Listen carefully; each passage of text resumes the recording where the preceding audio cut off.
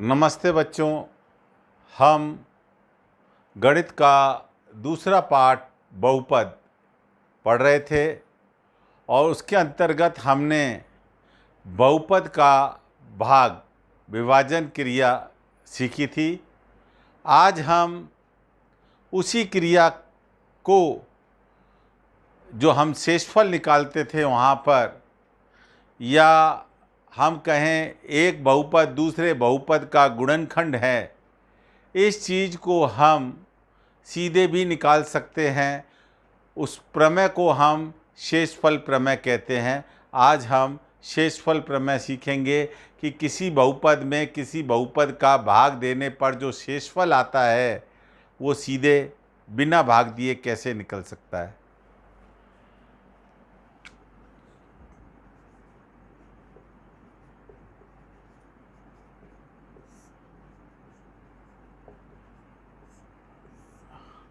मान लो कि px कोई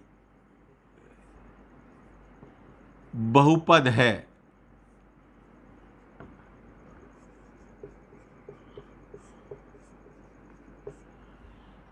और इसके अंदर हम किसी अन्य बहुपद gx का भाग लगा रहे हैं।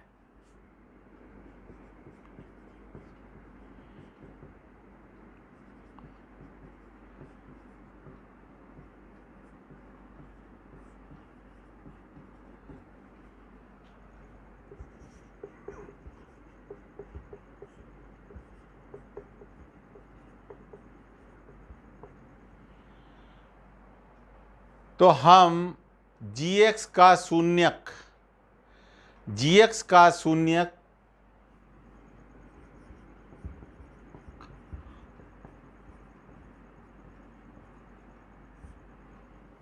जो है उसको हम px में रख देंगे। को px में रखने पर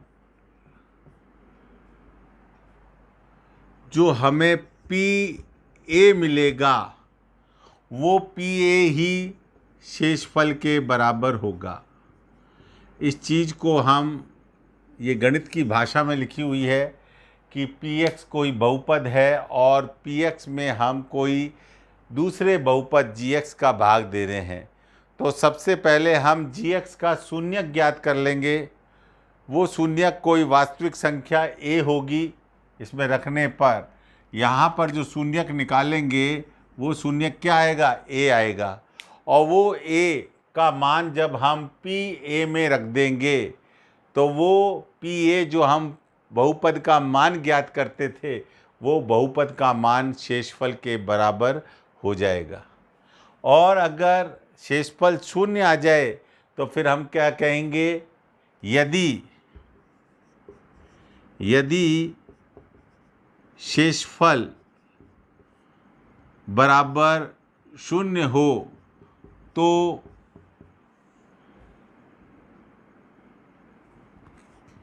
gx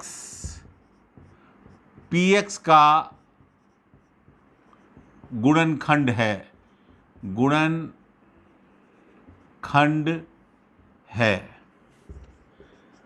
यहाँ पर जो हमने शेषफल निकाला और वो शेषफल अगर शून्य आ जाए तो हम कहेंगे gx जो है px का एक गुणनखंड है।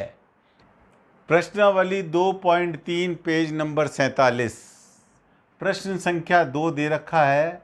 x³ - ax² + 6x - a को x - a से भाग देने पर शेषफल ज्ञात कीजिए। आइए इस प्रश्न को हल करते हैं। सबसे पहले तो मैं बताना चाहूँगा, यहाँ पर जो भाज्य है वो px है और वो हमारे को इस प्रकार का दे रखा है। ये हमारा भाज्य है। और भाजक, जैसा आप सब जानते हैं कि भाजक को हम gx लिखते हैं, यानी x - a। और मैंने ये बताया था कि भाजक का ही शून्यक निकालेंगे। तो अगर इसका शून्यक निकालना है, gx का शून्यक निकालना है, तो मुझे क्या करना पड़ेगा, gx को 0 के बराबर रखना पड़ेगा। और gx के बराबर रखूँगा तो x माइनस a 0 के बराबर हो जाएगा, और यहाँ से मुझे प्राप्त हो जाएगा, ये जब a उस तरफ जाएगा बराबर के दूसरी तरफ, तो मैंने कहा था अपोजिट चिन्ह हो जाते हैं। अभी इसका चिन्ह माइनस का है, उधर जाएगा ये प्लस का हो जाएगा, और प्लस पर ये पहला पद है इसलिए इसके आगे मैं चिन्ह नहीं लगा रहा हूँ, यहाँ भी नहीं लगा हुआ है। अब अपने को शेषफल प्रमेय से ये जो हल हम करेंगे, ये जो हल करेंगे ये हम शेषफल प्रमेय से करेंगे, क्योंकि भाग से बहुत तकलीफ होती है हमारे को, कई बच्चों को भाग मुश्किल लगता है। अब जो ये x का मान आया है ये मैं यहाँ पर रख दूँगा, मैं लिखूँगा PA, x है वहाँ पर मैं a रख दूँगा।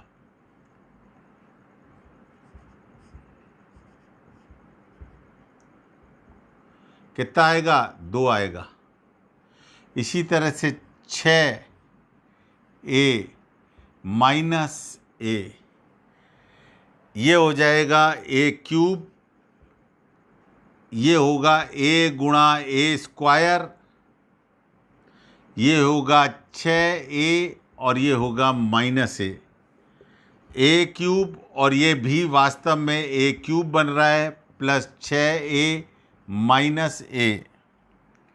देखिए बच्चों, यहाँ पर एक प्लस का है, पहले पद के आगे प्लस और दूसरा माइनस का है। ये एक तरह की सजातीय पद हैं। ये पद, इनके अक्षर और उसके ऊपर घात समान होती है, वो सजातीय होते हैं। और ये भी सजातीय है, ये भी टमाटर मान लो एक हो, ये भिंडियाँ थी, a स्क्वायर a क्यूब बराबर भिंडी, तो एक भिंडी थी वो भी खा ली। इसी तरह से 6 टमाटर थे, एक खा लिया, कितने टमाटर बचेंगे, 5 टमाटर बचेंगे, 5a बचेगा। तो यही हमारा जो भाग देते थे हम, और भाग देने पर शेषफल ज्ञात करने को बोलता था, वो शेषफल 5a के बराबर आएगा।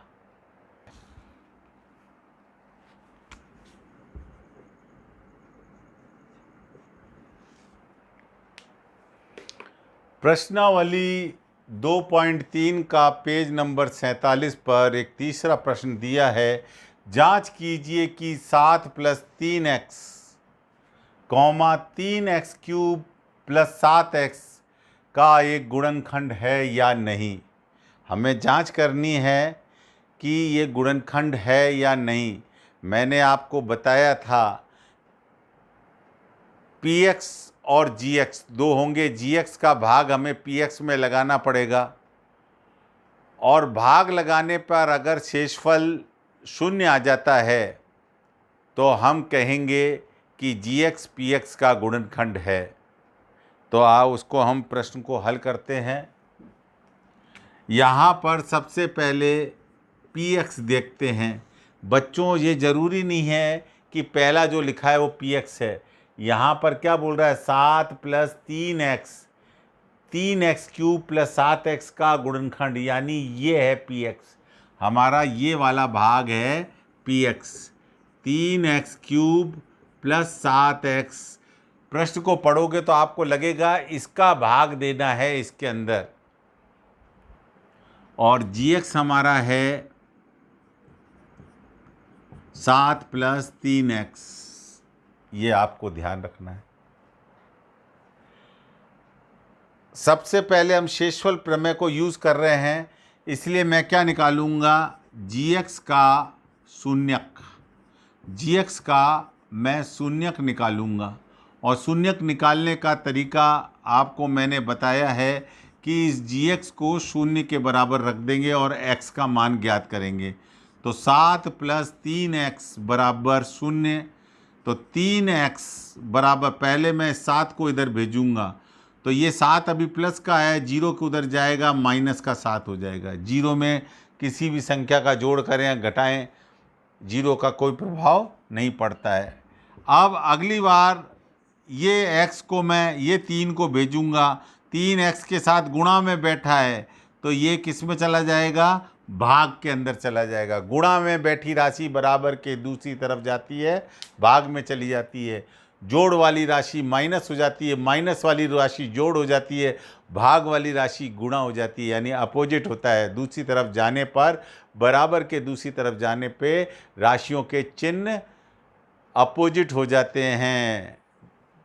अब देखिए आप, ये जो हमारा मान आया है शून्य का, gx के शून्य का, उसको हमें px में रखना है।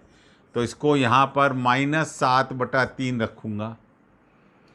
तो जहाँ जहाँ x है वहाँ पर मैं 7/3 x रख दूँगा, +7, और ये हो जाएगा -7/3। बच्चों -7/3 चिन्ह सहित।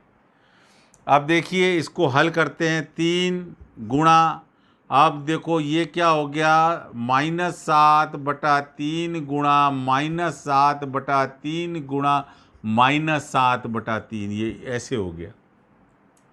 इसी तरह से ये 7 गुणा -7/3, तो 1 3 से तो ये 3 कट गया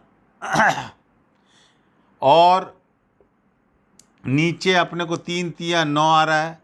माइनस गुणा माइनस प्लस हो गया, वो प्लस जब माइनस से गुणा होगा तो वापस माइनस देगा। 3 और 7 सत्ते 49, और 49 को फिर से 7 से गुणा करेंगे, 343, और प्लस नहीं आएगा, ये प्लस इस माइनस से गुणा होगा, ये प्लस इस माइनस से गुणा होगा, माइनस देगा। 49/3 लघुत्तम लेंगे, लघुत्तम आएगा 9। किस किस का लघुत्तम ले रहे हैं, 9 और 3 का लघुत्तम लेंगे, वो 9 आएगा। तो यहाँ तो 343 आएगा, और यहाँ पर आप देख लीजिए कितना हो जाएगा, ये 3 से गुणा होगा। 49 को हमें 3 से गुणा करना पड़ेगा, 27, 147, और 147 माइनस का है, 343 भी माइनस का है। दोनों आपस में जुड़ जाएंगे और जुड़ के देंगे -490/9। अब आप देखिए